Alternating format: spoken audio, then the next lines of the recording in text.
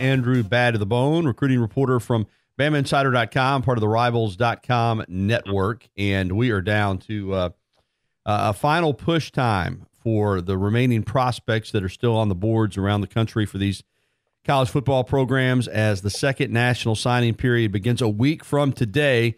Alabama already having the number one ranked class coming out of the early period in December, hoping to continue momentum and sign several more prospects. And Bone is going to help us with what's left out there for the Crimson Tide. How you doing, Bone? I'm good, Gary. How are you? Doing well. I know it was a big junior day this past weekend, but we're going to focus right now at the top here on the remaining prospects for this class of 2019. First of all, Andrew, how many more players, in your opinion, you crunch the numbers, how many can Alabama sign? Is it 4? Is it 5? Is it 6? What's your estimated guess on how many guys they'll add in this February signing period? I'll tell you what, Alabama has 24 signees right now. I think they're trying to, get the best players they can possibly get, I think. And, every time I ask around how many spots are left, it's kind of tricky. I mean, I think Alabama's trying to fit in, maybe 5, maybe even 6 more guys in this year's class. And there's a lot of guys that are still out there. A lot of guys that we're still talking about on the message board on BamaInsider.com. And I just think that Alabama's got they've probably got a little bit more room than we all think. And I think they're going to try to get 5 or 6 more guys in there. And we'll see how the next week goes. Let's take a look at who's left and Alabama's prospects of signing these guys or how much interest there is. Let's begin with the defensive line because that's an area where Alabama wants to have a huge class. They've already done well, but they want to finish strong. Let's start with an Alabama commitment who's unsigned and is still being pursued by other schools, and that's Byron Young, the defensive lineman out of West Jones High School in Laurel, Mississippi. What's the latest on him? Well, Byron's going to take an official visit to LSU this weekend. It's going to be his final official visit. That's scary. Then make that final decision next week. But I think with Brian Baker, defensive line coach coming over from Mississippi State, I thought Mississippi State was probably Alabama's biggest threat. And I think with Brian Baker coming over, I think that helps Alabama tremendously. Now, LSU, I think they have a little bit of confidence. They feel like they can flip him. And like I said, he's going to visit LSU this weekend, but I think in the end he ends up sticking with Alabama. Speaking of Brian Baker, he's got a good relationship with Nathan Pickering, longtime Mississippi State commitment, incredibly athletic defensive lineman. Now, he's tweeted out that he's kind of still in with State, but clearly Alabama has interest, and he appears to still have interest in Alabama. What are you seeing there? Well, he's going to visit Alabama this weekend. It's going to be his final official visit. And, always big to get the prospect on campus, a few days before National Signing Day because you never know what may happen. And he's been very high on Alabama for a long time. He said before that there was one school that can flip him. It's Alabama. And as you mentioned, Brian Baker also, very good relationship with Nathan Pickering. So we'll have to wait and see how the weekend goes. I think right now, before the weekend starts, probably a slim chance to flip him. I think it's, might be a long shot, but you just never know what may happen on an official visit weekend. Andrew Bone with us from Rivals.com, BamaInsider.com, his weekly Alabama football recruiting report, talking defensive linemen in the class of 2019 that are still available. Of course, a lot of Bama fans really want to know what Ishmael Shropshire is going to do from down in Louisiana. Alabama's been in strong with him for a long time, but we know how LSU will push to sign these guys that are in the state of Louisiana. Any feeling one way or the other on where Shropshire's leaning, Bone? I think it's Alabama as of today. He took an official visit to Alabama this past weekend, was there with his family, and I think with his brother, Rodney, reclassifying to the 2020 class, I think that helped Alabama out a lot because there were some schools that are out there that were offering his brother a spot in this 2019 class, and Alabama just they weren't going to do that, and I think it just gives them a little bit of time to decide what they want to do with him. for next year now that he's reclassified. So I think that helps Alabama out a tremendous amount there. I think Alabama's done a great job recruiting him for the last couple of years. And I think as of today, if he were to choose today, it'd be Alabama. But as you mentioned, LSU, one more visit with LSU. It's happening this weekend. So Ed Orgeron is certainly going to roll out the red carpet for him, make a big push. And, we'll see how the weekend goes. But as of right now, my pick would be Alabama. Well, we are talking about some interior defensive line prospects. I'm right now, as I'm interviewing Bowen, I'm looking at his story at BamaInsider.com where things stand with the final Alabama targets. Let's stay with a couple of guys here that you mentioned who I guess I would have to say are long shots, but you've got them there in your piece. They're on Alabama's radar. Let's start with Jaquay Sarles, the defensive tackle out of Winter Park, Florida, 6'3", 298 defensive tackle. Yeah, Sorrell's been on Alabama's radar for a very long time. He visited Tuscaloosa back during the summer, and I think he was going to announce a decision in August. And a lot of people thought that South Carolina was the favorite for him back then, and many still think South Carolina's the favorite now. But decided to hold off making that decision after visiting Alabama. So he likes Alabama a lot. I think he's pretty high on Alabama's recruiting board. I think they've liked him for a very long time. But you just look at the class right now, and you have five guys, four of them who are signed, one who's committed, and Alabama's trying to get six. I mean, that's kind of been their goal. So try to get at least one more guy in the recruiting class. But Sorrells is him and Quayshawn Fuller is he's another guy, Florida State commitment. Both those guys are going to visit Alabama this weekend, and I think probably as of right now, probably see both those guys going elsewhere. Probably Sorrells to South Carolina, probably Fuller to keep his commitment to Florida State. But we'll see how things go with their official visit to Alabama. If Alabama starts to feel like they're, maybe on the verge of losing Byron Young or not going to get Sopsher, maybe they make a real strong push for one of these guys this weekend. All right, let's move to an outside guy, an edge pass rusher, Chris Bogle, out of Cardinal Gibbons in Fort Lauderdale, Florida. Alabama commitment, but boy, I tell you what, the Tide is really fighting to hold off Florida and Miami here. Good news is, as you write, Charles Kelly coming over from Tennessee, and of course Coach Sal coming over from Florida, both recruited him at their previous schools. He is a commitment to Alabama already, so why is there so much concern that he might flip? Well, I think the fact that he's still taking visits. He visited Florida this past weekend for an official visit. He's planning on heading back over to Miami this weekend just for an unofficial visit. Coach Manny Diaz had an in-home visit with him, I believe, on Monday night. So, there's definitely a lot of pressure on him, from some of these in-state schools, especially Miami. That was the school that he ended up choosing Alabama over. So, there's definitely a lot of interest still in the Hurricanes. So, I don't know exactly what he's going to do. I don't think anybody does. I think everybody's just kind of guessing. A lot of people assume that he'll probably stick with Alabama, but would it shock me if he ended up flipping? I don't think it would. I think it's going to be interesting to see what happens after his unofficial visit back to Miami this weekend, and it's something that we're paying pretty close attention to. But as I mentioned, Alabama is currently sitting at 24 signees. Likely going to get 5, maybe 6 more guys. So, 6 more guys overall. So, if they ended up losing Bogle, they would probably fill that spot with another, not necessarily another edge rusher, but another player. You sound certainly like you're unsure at this point on Bogle.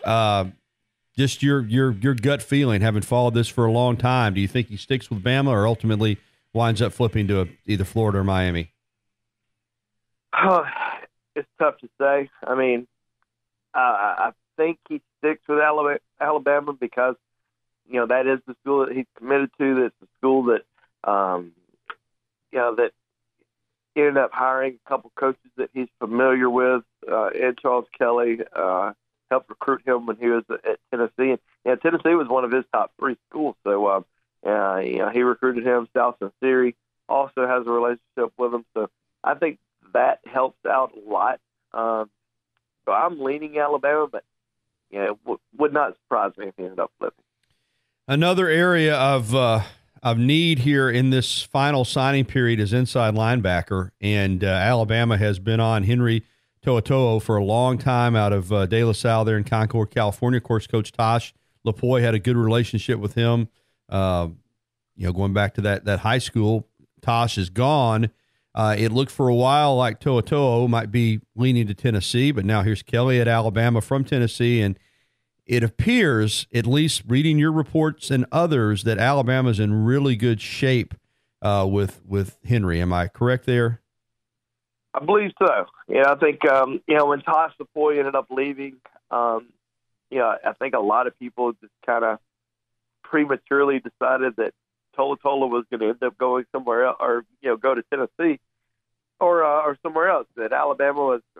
Somebody even said last week that he was that his official visit to Alabama was canceled, and he wasn't even going to make the trip over there. And clearly that didn't happen. He made it to Tuscaloosa this weekend, and I think Alabama's in the driver's seat. I think they're comfortably in the driver's seat after the weekend. Now, he may end up taking an official visit to Washington this weekend. Washington's done a really good job recruiting him. Tennessee obviously is still very much in the picture, but I think they're starting to fade a little bit, and I think Alabama's in really good shape with him, as of today. But it's we're a week before signing day, and even though prospect may be looking like a heavy lean to one school, there's a lot of recruiting that goes on in this final week, and things certainly can change easily. Another linebacker from California that Alabama really seems to have amped up with lately is Daniel Haimuli. Now, I guess Washington has been the longtime favorite here, but Alabama has made a push. You reported that he was in for an official visit, or coming in for official visit this coming weekend, which will be the last visit before signing day. Is this a guy that Alabama has a good chance to sign?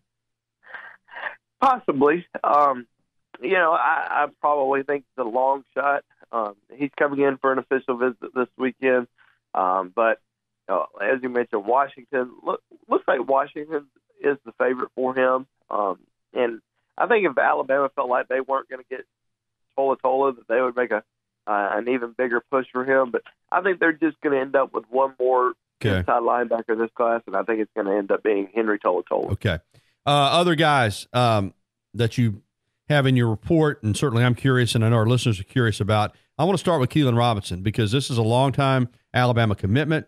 Did not sign early. He's the little all-purpose running back out of St. John's College High School in Washington, D.C., and I say little based on college football, 5'9", 180, but a guy that can do a lot of things. And with Josh Jacobs leaving, this could be a kid that could come in and maybe potentially at some point fill that type of role where you can just do a lot of different things with him. He's committed, but he didn't sign early, and now with Mike Locksley at Maryland, how much concern is there that Alabama could lose him potentially? I don't think there's much concern. Okay. I think he's pretty solid. He hasn't visited any other schools. Charles Huff, new running back coach, went to see him. I think he's already seen him twice, and I think he's pretty solid. I don't imagine him signing anywhere else. Jerrion Ely, the running back out of Jackson Prep. Now, this is a kid who's skilled and was an Ole Miss commitment, decommitted. The problem here, not a problem, but it seems like even if you sign him, the odds of ever getting him to campus could be long because I think he projects as a high baseball pick in the amateur draft coming up this summer. What do you know about Ely? Is he a guy that Alabama could potentially sign and then wait to see what happens with baseball, or you feel like he'll go somewhere else? I think Clemson's considered the favorite for him at this time, but I think Alabama's starting to surge, and Charles Huff has a lot to do with that because Mississippi State was very high on his list, and he had a really good relationship with Charles Huff. I think with him moving over to Alabama, I think that helps them a lot. And, would Alabama take him? Yes, they would take his commitment, but as you mentioned, they would have to wait to see, what he decides to do about baseball, because he is a two-sport athlete, being recruited to play both sports, and then he has the opportunity to be a very high draft pick in baseball. So I'm sure, that's certainly on Alabama's mind as well. But he'll be in Tuscaloosa this weekend for an official visit, and if all goes well, we could possibly see him in Alabama's recruiting class. Let's keep going here as Alabama gets ready for next Wednesday. Christian Williams, the defensive back out of Daphne, you've been saying for several weeks, even though he's still listed as an Alabama commitment, the numbers just aren't going to stack up there for the Crimson Tide. I'm always a little leery of in-state guys that don't wind up coming to Alabama, coming back to haunt Alabama. He's not going to wind up at Alabama. That's clear. Where do you think he winds up signing, Christian Williams? I think he ends up at LSU. He likes Miami. Miami, a school that he visited a couple weeks ago. He visited Texas A&M this past weekend, and he's going to go to LSU this weekend. And I think he ends up staying in the SEC. And LSU's done a real good job recruiting him for a long time. Visited Baton Rouge a couple times during the football season, and now going to take his final official visit down there this upcoming weekend. So we'll be surprised if he ends up if he doesn't end up at LSU. Not going to be Alabama. Didn't even take an official visit to Alabama. We've reached out to him a few times just to see if he was going to do anything in terms of a public decommitment or reopen his recruitment or even just try to find out where things stand. I think he's just being really quiet about everything right now. He's going to do his own thing, make some sort of announcement. So I kind of would expect he's either going to reopen, announce a reopen here in a few days, or he's just going to just flip on signing day. But I wouldn't expect him on Alabama's signing list at all. Alabama's offensive line haul is tremendous already. This is interesting, though, because Javon Shepard is a big-time prospect, 6'6", 325-pound offensive tackle out of Houston, Texas, committed to Texas, but he went to Alabama for a visit over the weekend. And is this a guy that if he wanted to come to Alabama, would the Crimson Tide take him because of the numbers crunch? Or is that just a situation that probably will never come to fruition? He either stays with Texas or flips to A&M. What do you know about Javon Shepard? Well, Shepard was in Tuscaloosa this past weekend for an official visit on Saturday and Sunday. Nick Saban's actually going to have an in-home visit with him today. So Nick Saban going out to see him definitely means he's a very highly thought of prospect by Alabama. I think they would take his commitment if he wanted to flip. And it's kind of interesting because Alabama signed 5 offensive linemen in December. They kind of slowed down their recruitment of Darnell Wright, 5-star offensive tackle out of West Virginia, but all of a sudden have started showing a lot of interest in Javon Shepard. And I think he had a great official visit this past weekend. I think Texas A&M, Alabama, Texas. Obviously those. He's committed to Texas still, but I think those are the 3 schools that are really fighting hard for him right now. I don't think he's going to end up at Georgia. He visited Georgia as well, but I think he ends up being at one of those 3 schools. And would probably surprise me a little bit if he left the state of Texas. I think A&M probably has the best shot to flip him, but I think Alabama's certainly in the mix. Boy, this is outstanding information. I hope you folks out there that enjoy Alabama recruiting are taking notes on this, because this is a very thorough review of what's left. Brett Seether, the tight end out of Clearwater, Florida, extremely skilled. I watched some video of him, Bone. I mean, he's the modern day tight end. He can catch it and run with it. Athletic, tremendous hands. May need to get a little more physical at the point of attack as far as a blocker. But Alabama has appeared to me to really turn up the heat on Brett Seether. Yeah, they sure have. He had a great senior season, and really kind of jumped on the radar for a lot of big schools. And I think in the end, his decision ends up coming down to Alabama and Georgia. He visited Alabama this past week. I was at Georgia 2 weeks ago. I think both schools are pushing pretty hard for his commitment. If I were to pick one school right now, I'd probably lean Georgia. It just seems like they're in the driver. I think they were in the driver's seat before his official visit to Alabama. I think Alabama may have pulled even after the visit, but I think that in the end he ends up going to Georgia. But we'll see. I mean, Alabama's still very much in the mix here, but I think it's going to end up being between one of those two schools. Great stuff, Bone. We're up against the clock. I really I trust Alabama will work it out numbers wise. You always go into this final week and you say, what if all these guys want to come? What do you do? But they figure it out. Hey, I know that the next week is going to be really busy for our listeners there that want to get involved with BamaInsider.com. How do they do it? Well, yeah, come on board. BamaInsider.com. I know we're always we're running some great deals on the site right now. 30-day free trial. So jump on the site now and check us out before signing day. And as always, follow me on my Twitter handle at Andrew J. Bone. Great stuff. Appreciate it, Bone. Thanks, Gary. See ya.